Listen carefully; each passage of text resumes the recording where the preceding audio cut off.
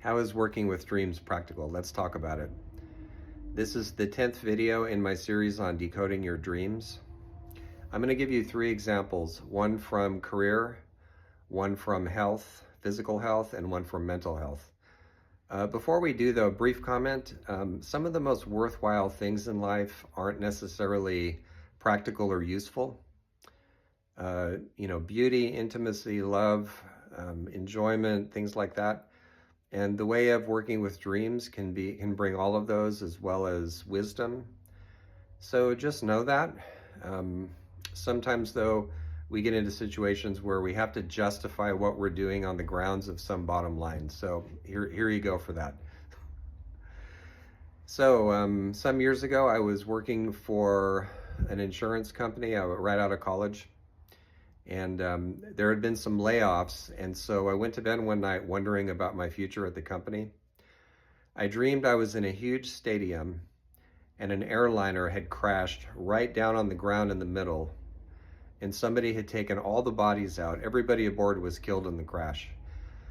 Had taken all the bodies out and set them up in the stands all around me. So I'm in the stands with this crowd of dead people. And I look over at some of them, and they're my coworkers. So at the time I had this dream, I didn't fully understand it until about 6 months later, but I understood it well enough to realize that I should probably get the hell out of there before I went nuts. So I started looking for a job. I got one, went elsewhere. 6 months later, the entire division was sold at a loss to a different company, and most of my colleagues were laid off. We know things with the back of our minds sometimes that we don't consciously realize. So dreams are very helpful when it comes to giving us a clue about what's ahead. Another example, this one from physical health. So some years ago, I went to bed one night and I had a dream that a doctor was telling me that I had been diagnosed with a kidney stone. And I woke up and I was thinking, God, there's all kinds of symbolism here, I'll work on it in the morning. So I can't remember if this was years ago. I can't remember if it was that night or the night after. I think it was the night after. I woke up at about 3 in the morning feeling like somebody had punched me in the kidney, and I had an absolutely agonying kidney stone encounter. And I would not have known what it was without that dream telling me. And of course, like I said, there's all kinds of symbolism that I won't go into right now. You could associate to stones and so on, your body and all that. But one thing that did for me was when I was in all that pain, I wasn't panicking. I went, this is a kidney stone, I'm passing a stone. I had never done that before, by the way. That was the first one I ever had. So the dream told me.